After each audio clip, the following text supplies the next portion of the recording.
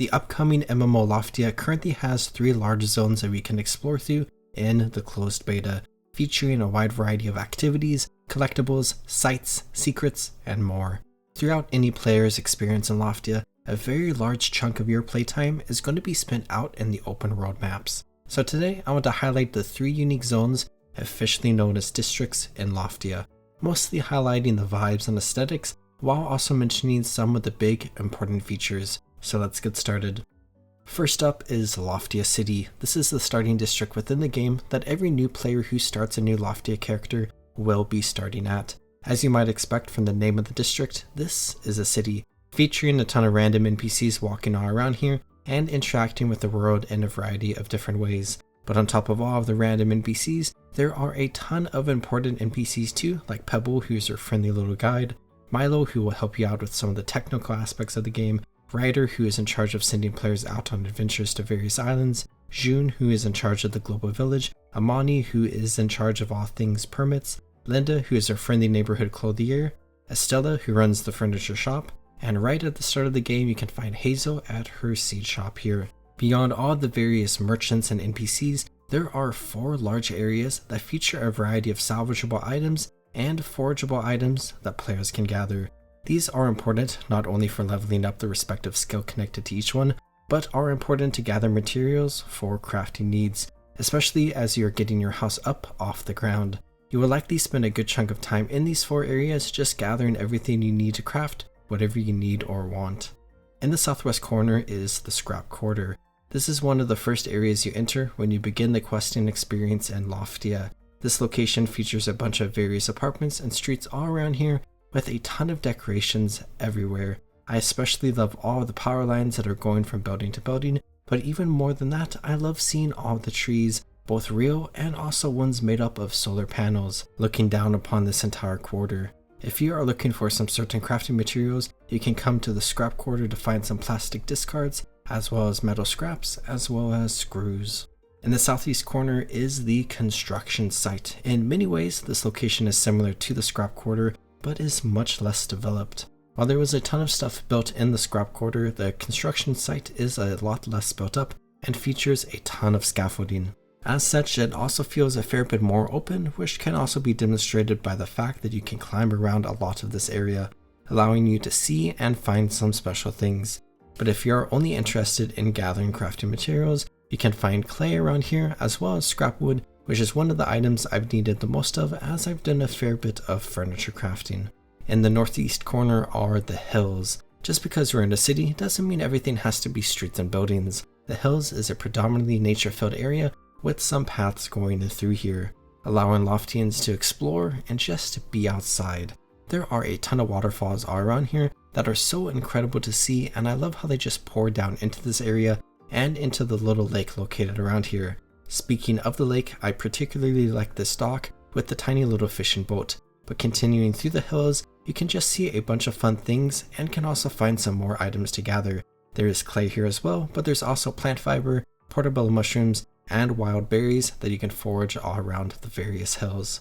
And then over in the northwest corner for the final area, we can see the solar farm. This feels a little similar to the Scrap Quarter in vibes, but predominantly features a wide variety of solar panels in so many different shapes and sizes. Additionally, there is a ton of fun artwork that you can see all around here as well, as a wide variety of other decorations. As far as things to gather goes, you can find scrap wire, glass cullets, tires, as well as some metal scraps and a little bit of scrap wood as well. All in all, Loftia City is a fantastic starting area, featuring a wide variety of things, but not too many things to be super overwhelming.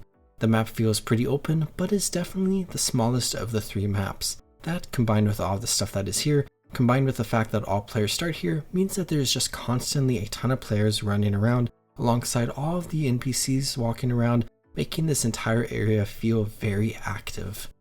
As you progress through the earliest quests in the game, you can head over to the air tram station and take a ride to the second district in the game, the Hanging Gardens.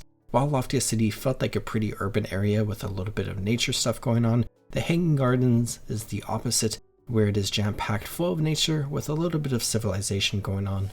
Instead of any major settlements, there are just pockets of homes and communities located all throughout this area.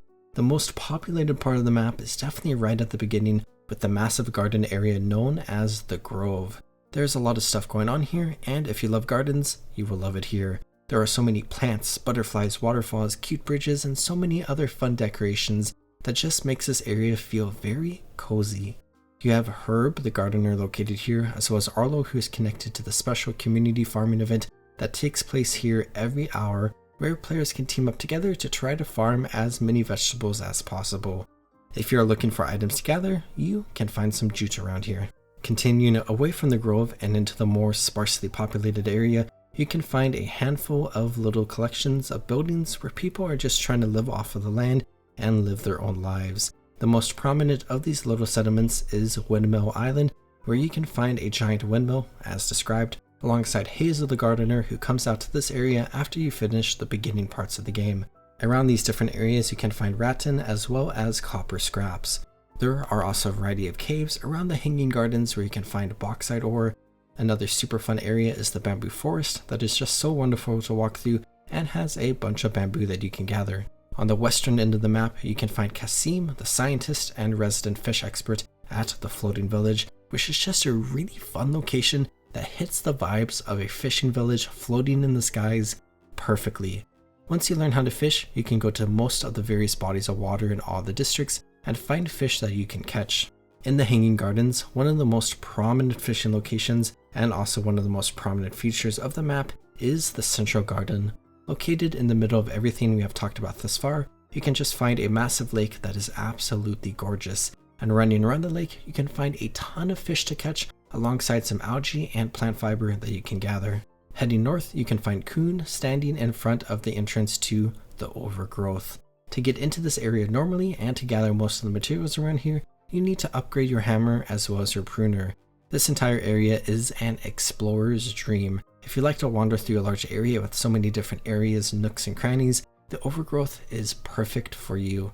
There's a ton of stuff to see and a ton of stuff to gather, all while being in an area that just feels super fun and overgrown, once again, as the name suggests. If you're looking for flax, cinnamon, cumin, oyster mushrooms, enoki mushrooms, bioluminescent ivy, resin, bananas, cacao, or coconuts, they can all be found throughout the Overgrowth. With there being so many different materials all around here, this is maybe my favorite place to come to in the Loftia closed beta to gather different things and make some money. But through the Overgrowth, you can find a very special place. On the eastern side of the Overgrowth, once you have unlocked the propeller, which basically gives you a double jump that you can glide from the peak of, you can complete a tiny little jumping area to get to the top of this area and then glide down to the Secret Lake, a special area hidden away on a secret island that I originally thought was maybe just decoration, but is actually a whole place you can visit. Located here, as you would once again expect, is a lake with some special fish in it, alongside some gathering stuff, alongside a bunch of decorations, including a ton of little mushrooms. On the other end of the secret lake is a platform that lets you see an incredible view of the Hanging Gardens and also glide over to the Windmill Island should you decide to go that way. But after progressing through the Hidden Garden, you can begin to make your way to the third and final district that is currently available in the closed beta, the Gridfall. This is returning to more of an urban idea, but in the form of ruins. And within Loftia's story, the ruins we are exploring here are basically what people would experience in real-life cities in the modern day, but abandoned, decrepit, and overgrown. But with everything going on here, this is a great place for people to salvage and reuse old materials, while also being a location that people could make their home.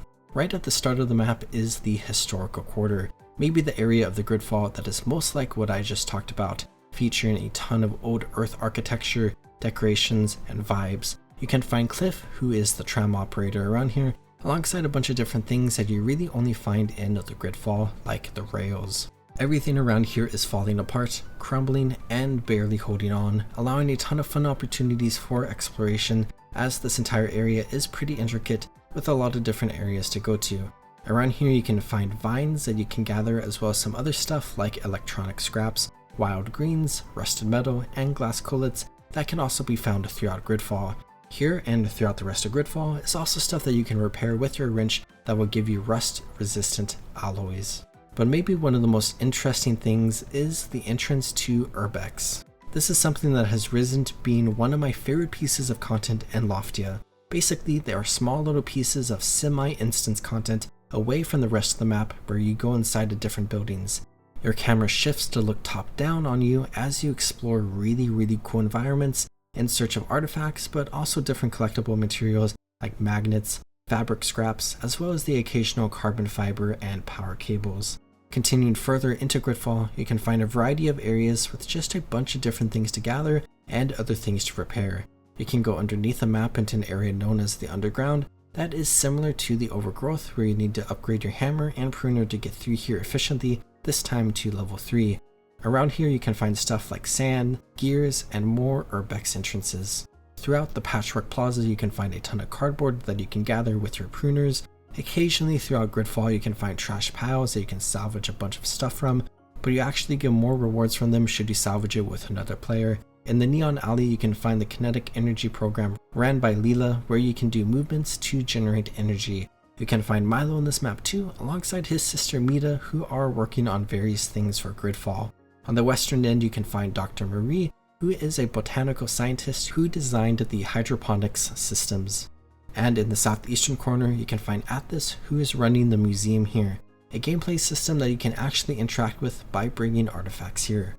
But just wandering through the Gridfall is a really fun experience with such incredible vibes. There's a lot of verticality around this entire district, where you can climb super high up on top of the skyscrapers and then go below the area into the underground and various urbex areas to explore a ton of nooks and crannies.